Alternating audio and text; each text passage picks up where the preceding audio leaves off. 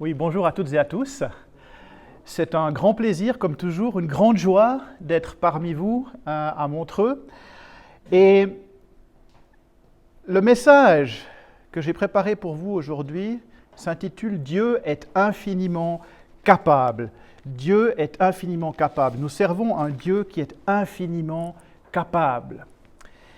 Et le texte du jour, c'est dans Éphésiens, au chapitre 3, verset 20. Et l'Épître aux Éphésiens est l'un de mes livres préférés dans la Bible. C'est vraiment un de mes livres préférés parce que c'est comme un mini-traité de théologie qui vous résume un petit peu tous les sujets importants. Et Paul écrit cette lettre aux Éphésiens à l'église d'Éphèse pour les fortifier, pour fortifier cette église. Et cette église d'Éphèse va appliquer ces paroles et va devenir une église importante dans la région. Et au chapitre 3 de la lettre aux Éphésiens, Paul prie pour l'église. Et il va avoir cette prière que je vais vous lire, et c'est notre texte du jour, au verset 14 à 19, 20 et 21, on va les prendre aussi. Donc je vous lis cela dans la version second 78, comme d'habitude. Vous savez que c'est la version que j'utilise, c'est la Bible qu'on appelait la Bible à la colombe dans les années 70. Je suis né dans les années 70, donc c'est pour ça. Voilà. Donc Éphésiens au chapitre 3, verset 14 et suivant. Donc Paul prie pour cette église à laquelle il écrit. « C'est pourquoi je fléchis les genoux devant le Père, de qui toute famille dans les cieux et sur la terre tire son nom, afin qu'il vous donne, selon la richesse de sa gloire, d'être puissamment fortifiés par son esprit dans l'homme intérieur, que le Christ habite dans vos cœurs par la foi et que vous soyez enracinés et fondés dans l'amour, pour être capable de comprendre avec tous les saints quelle est la largeur, la longueur, la profondeur et la hauteur, et de connaître l'amour du Christ qui surpasse toute connaissance, en sorte que vous soyez remplis jusqu'à toute la plénitude de Dieu. Or, à celui qui, par la puissance qui agit en nous, peut faire infiniment au-delà de tout ce que nous demandons ou pensons, à lui la gloire dans l'Église et en Christ Jésus, dans toutes les générations, au siècle des siècles. Amen. » Alors vous voyez que dans ce texte, Paul prie essentiellement pour trois choses pour l'Église d'Éphèse. Il prie premièrement pour que l'Esprit fortifie les membres de l'Église. Deuxièmement, il prie pour que le Christ habite dans leur cœur par la foi. Troisièmement, il prie pour qu'ils soient enracinés et fondés dans l'amour pour comprendre l'ampleur de l'amour du Christ. Et il conclut son texte par cette bénédiction ou cette doxologie, on dit en termes théologiques, au verset 20 à 21. Il dit cela, « Or à celui qui, par la puissance qui agite en nous, peut faire infiniment au-delà de tout ce que nous demandons ou pensons. À lui la gloire dans l'Église et en Christ Jésus, dans toutes les générations, au siècle des siècles. » Alors je suis venu aujourd'hui pour vous encourager à croire que Dieu est réellement celui qu'il dit être. Dans ce texte, vous le voyez. Alors le problème, c'est que c'est facile pour nous de dire que nous croyons en Dieu. Mais est-ce que nous croyons vraiment à sa parole? Est-ce que nous croyons vraiment à ce qu'il dit dans ce texte? En réalité, on ne croit pas vraiment que Dieu est comme ça, qu'il est vraiment autant capable. Alors je prie aujourd'hui pour que Dieu nous aide à être des croyants. Je prie pour cela. Parce que tu dis que tu crois, mais est-ce que tu crois vraiment qu'il peut te guérir? Est-ce que tu crois vraiment qu'il peut te délivrer de tes ennemis? Est-ce que tu crois vraiment qu'il peut résoudre les problèmes dans ton mariage? Est-ce que tu crois qu'il peut vraiment prendre soin de tes enfants qui sont en train de faire mauvaise route? Est-ce que les célibataires, je ne sais pas s'il y a des célibataires parmi nous, mais est-ce que les célibataires croient vraiment que le Seigneur peut leur trouver le partenaire parfait comme époux ou comme épouse? Est-ce que vous croyez vraiment ça? Est-ce que tu crois qu'il peut te tirer d'une situation économique désespérée? Est-ce que tu crois que Dieu peut prendre les morceaux brisés de ta vie et les recoller? Est-ce que tu crois cela? Alors je ne dois pas aller très loin aujourd'hui, car je sais qu'il y en a parmi vous qui ont vécu ces interventions de Dieu, qui ont vécu ces miracles de Dieu dans votre vie. Mais ma mission aujourd'hui, c'est de convaincre ceux qui ont encore des doutes sur la capacité de Dieu. Alors on a tous bien appris à avoir l'air sans problème, on s'est tous plus ou moins bien habillés, on s'est bien coiffé, on s'est peut-être maquillé. Surtout le dimanche matin à l'église, on essaye de venir, puis voilà, tout va bien. Bon, j'ai quelques soucis, mais en gros ça va bien. On a l'air content, c'est l'été, le soleil brille. Mais je sais que si je gratte un petit peu sous la surface, pour chacun et chacune d'entre nous, dans votre vie, il y a un souci, il y a un truc qui vous tracasse, il y a un truc qui vous frustre, qui vous embête, il y a un drame dans votre vie, que ce soit un petit drame ou un grand drame, mais il y a quelque chose qui se passe dans votre vie qui vous dérange, qui vous embête. Il y a un drame dans votre vie. Alors ma tâche est de vous pousser dans votre foi pour vous démontrer que Dieu est parfaitement capable de résoudre ce drame. Il y a beaucoup de personnes qui aimeraient être capables de faire quelque chose ou qui prétendent être capables de faire quelque chose. Mais nous servons un Dieu qui est réellement capable. Alors tu peux dire à ton voisin déjà au début de ce message, Dieu est capable. Dieu est capable. Dis à ton voisin, à ta voisine, Dieu est capable. Et j'aimerais commencer par vous souligner une curiosité dans ce texte. Il y a une curiosité. Verset 18. Pour être capable de comprendre avec tous les saints quelle est la largeur, la longueur, la profondeur et la hauteur de l'amour de Christ et de la capacité de Dieu.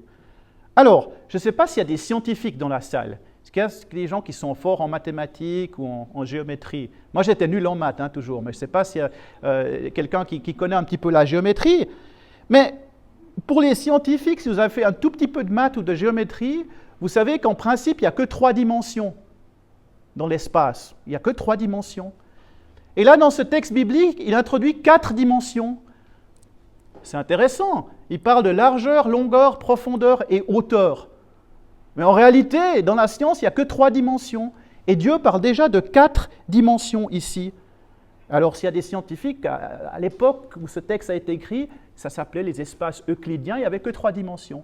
Et c'est seulement au XIXe siècle qu'il y a des théories mathématiques qui sont venues pour commencer à parler des 4e et des dimensions supérieures. C'est d'ailleurs un Suisse, un mathématicien suisse, Ludwig Schläfli, qui a lancé ces théories au XIXe siècle. Ce n'est pas juste des théories, il est reconnu mondialement dans le domaine des mathématiques, la géométrie, parce qu'il a introduit cette notion des espaces géométriques qui vont beaucoup plus loin que les 3 dimensions. Mais à l'époque où Paul écrit ce texte, il n'y a que 3 dimensions qui existent. Donc, ça démontre ici que Dieu a un amour qui est trop vaste pour être contenu dans des notions géométriques ou scientifiques. Il va beaucoup plus loin que ça. C'est un amour suffisamment grand pour avoir uni juifs et païens au sein de l'Église. Un amour suffisamment grand pour sauver l'homme du péché, un amour suffisamment grand pour offrir une résurrection spirituelle, un amour assez grand pour te redonner la vie, pour te donner une nouvelle vie. C'est un amour qui surpasse toute connaissance. Vous vous souvenez que la dernière fois, quand on est venu, on a parlé de Philippiens 4, verset 7, où on avait vu que Paul parlait de la paix de Dieu qui surpasse tout entendement humain. Il avait ce message pour l'Église, la paix de Dieu qui surpasse tout entendement. Mais c'est la même chose ici, on voit l'amour et la capacité de Dieu qui surpassent toutes les notions scientifiques, géométriques ou humaines, de l'intelligence humaine. Dieu va beaucoup plus loin que cela. Et Paul va aller encore plus loin.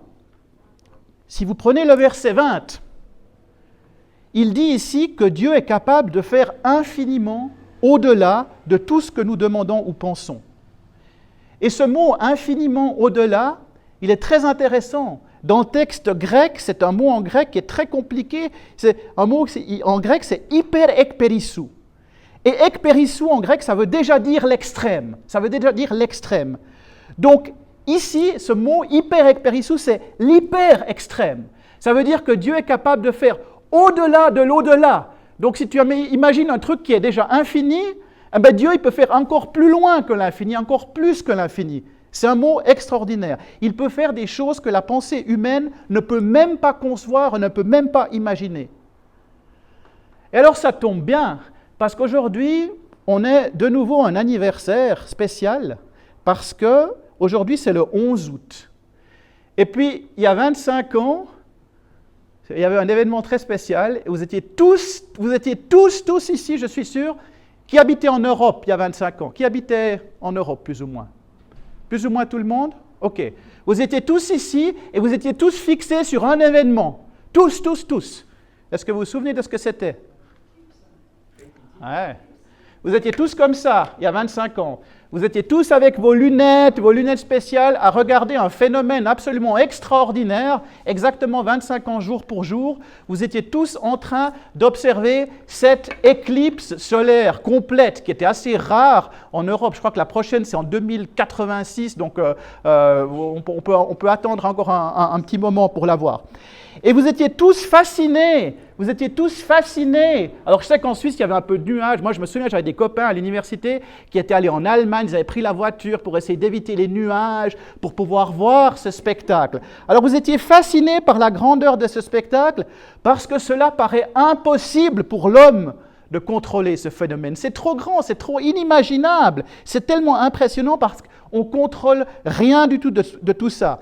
Alors ce n'est pas surprenant que dans les cultures, dans le monde entier, il y a toutes ces superstitions à propos des éclipses, que beaucoup de peuples avaient peur des éclipses. Quand il y avait des éclipses solaires, il fallait faire très attention, c'était un mauvais présage des différents dieux qu'ils adoraient, parce que justement, on ne contrôle pas ce phénomène.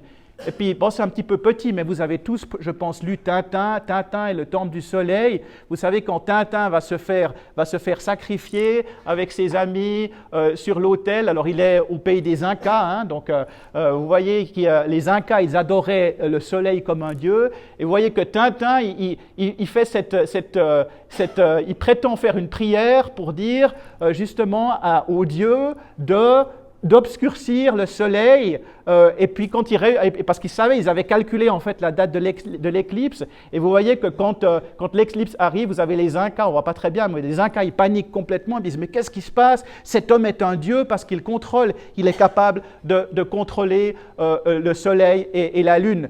Donc tout ça pour vous dire que c'est tellement impressionnant qu'on pense que seul un pouvoir divin peut faire ça. Donc celui qui arrive à faire ça, ça veut dire qu'il est comme Dieu ou qu'il contrôle Dieu.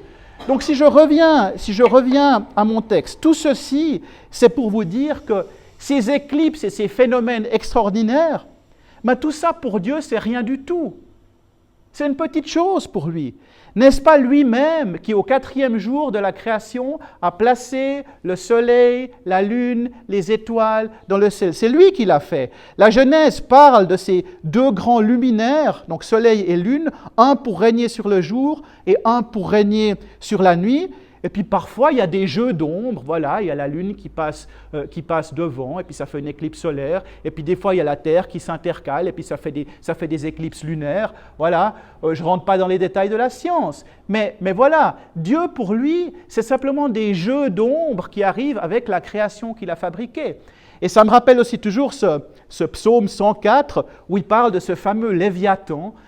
Vous savez, à l'époque, dans les civilisations anciennes, ils craignaient ce monstre marin, ce Léviathan qu'il y avait dans les océans, et les marins avaient très peur de ce monstre un peu démoniaque. Et dans Psaume 104, le psalmiste dit simplement, oui, il a créé tout ça, et il a aussi créé le Léviathan comme une petite bestiole, comme un petit animal de cirque, juste pour s'amuser avec. Donc il réduit à ça, en fait, les choses qui nous font peur ou qui nous impressionnent. Il précise que pour lui, Dieu, pour ça, c'est un jeu d'enfant. C'est comme des petits jeux qui fassent des jeux d'ombre avec le soleil, qui fassent des léviathans ou des choses qui nous font peur. Peu importe, puisque pour lui, si tu crois en Dieu, Dieu est capable, il est plus puissant que toutes ces choses. C'est ça qui est important. C'est ça qu'il faut retenir. Alors tout ce qui paraît infaisable ou insurmontable ou effrayant dans votre vie, c'est un jeu d'enfant pour Dieu. Dieu est plus puissant que tout et il est capable de faire des choses qui semblent impossibles dans ta vie. Il peut en faire tellement que tes bénédictions vont déborder au-delà de ce que tu penses possible et de manière surnaturelle. Il peut te guérir quand les médecins disent qu'il n'y a plus rien à faire. Il peut te redonner un travail alors que toutes les entreprises ont fermé leurs portes dans la région. Il peut te donner un enfant alors que tu avais déjà adopté un enfant parce que tu pensais que tu étais stérile.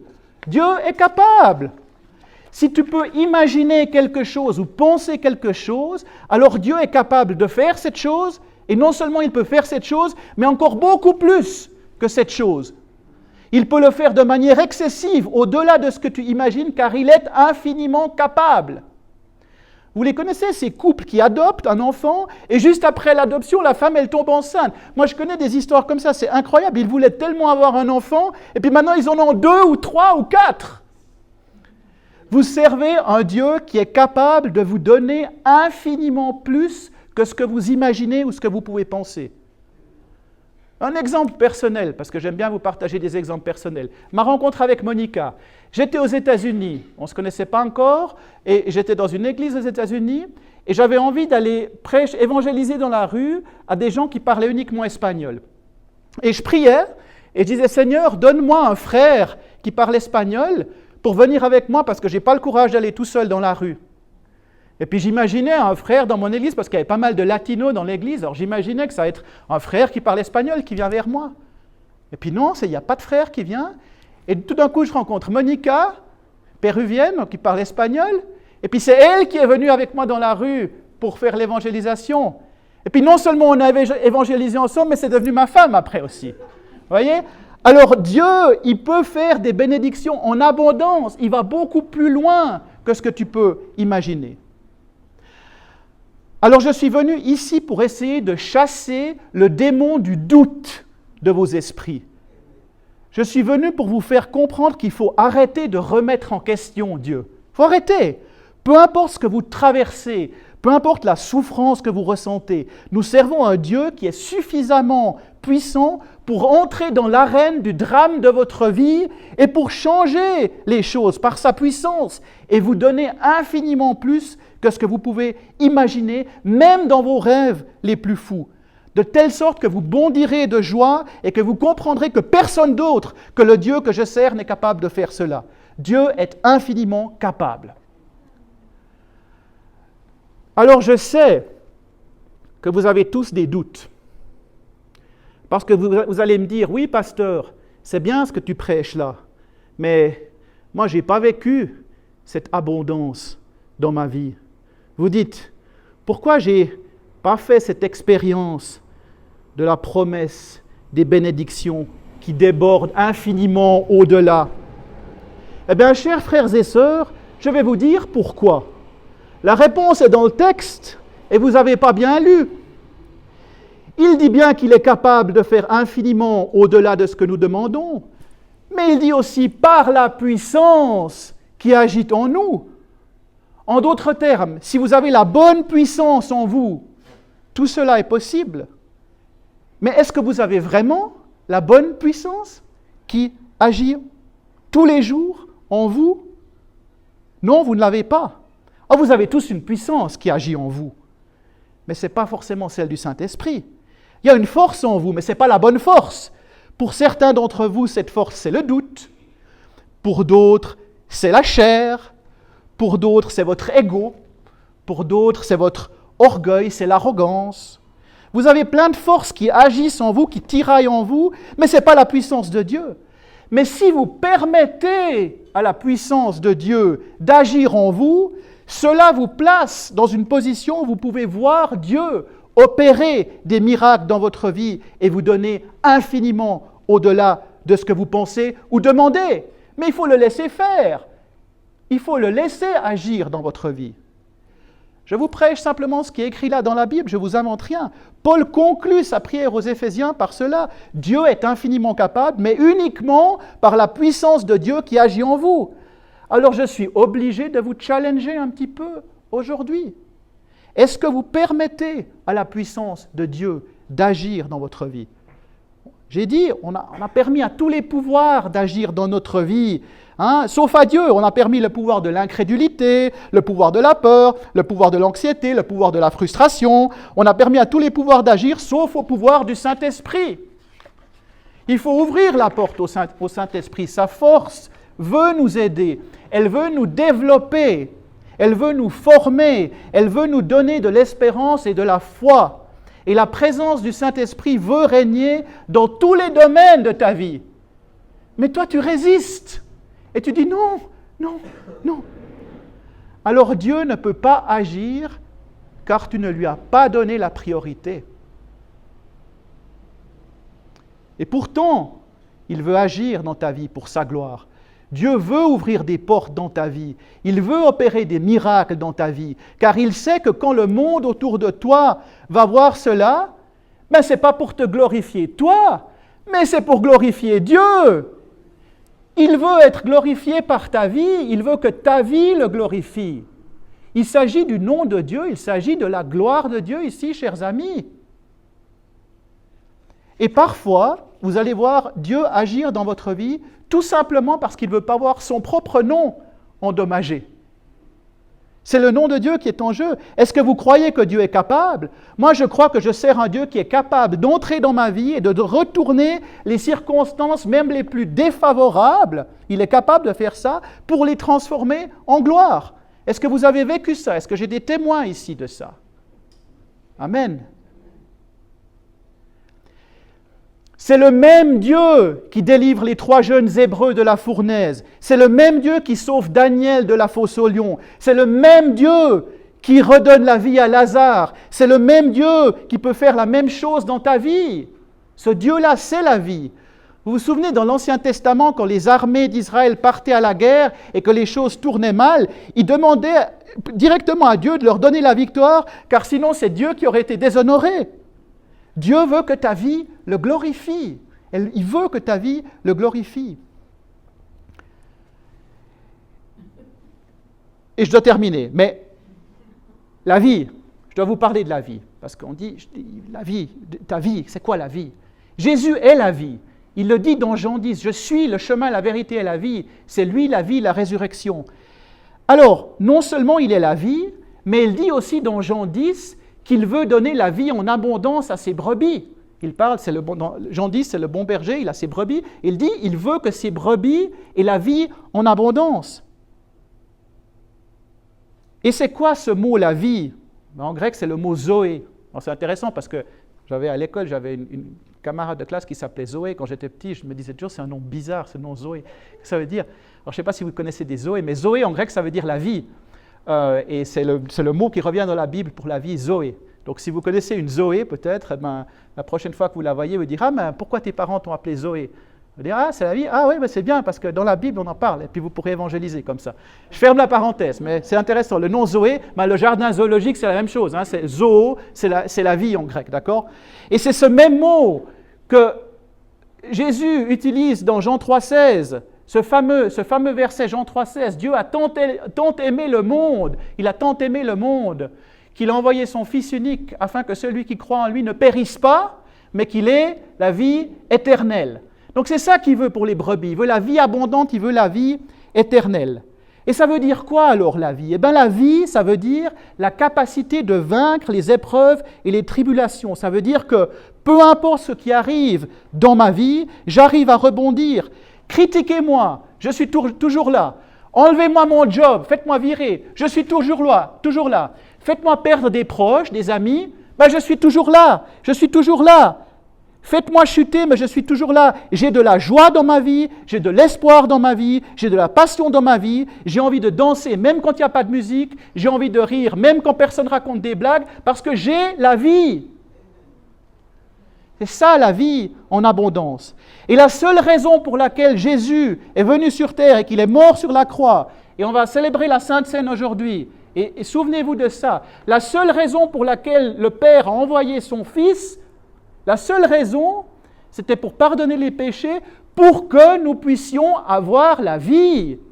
Il est mort, il est ressuscité, il est monté au ciel, assis à la droite de Dieu, et il intercède pour vous en ce moment.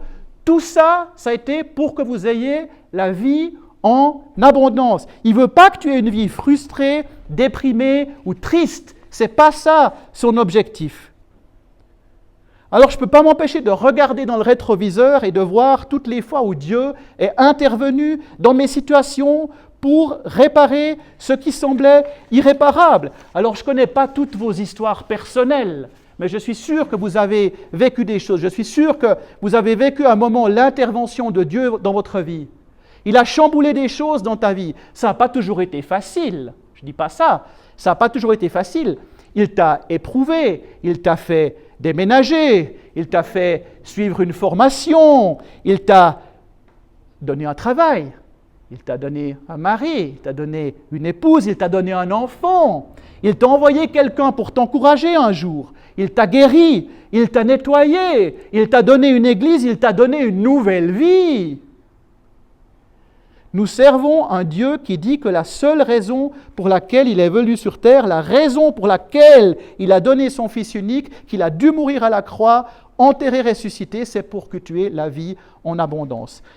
Alors, qui est dans le doute aujourd'hui ici? Qui est au bord du désespoir? Qui est sur le point d'abandonner la foi? Qui est sur le point de tourner le dos à Dieu? Eh bien, je suis venu pour vous dire d'arrêter de douter. Arrêtez de remettre Dieu en question. Il est capable. Dieu est capable. Il est capable de te donner la vie en abondance. Alors réveille ton voisin ou ta voisine et dis-lui que tu sais ce que c'est de servir un Dieu qui ouvre des portes que personne ne peut fermer. Je sais ce que c'est d'avoir un Dieu qui a toute la puissance entre ses mains. Je sais ce que c'est que de servir un Dieu qui peut guérir mon corps malade. Je sais ce que c'est d'avoir un Dieu qui pourvoit à tous mes besoins, car il est infiniment capable. Alors toi aussi, et je dois terminer, alors toi aussi, ouvre-lui la porte. Laisse-le prendre le contrôle de ces zones de ta vie que tu essayes de lui confisquer parce que tu ne le laisses pas agir dans toutes les zones de ta vie. Alors laisse-lui le contrôle et observe la puissance avec laquelle il va faire infiniment plus, infiniment au-delà de ce que tu penses. Amen.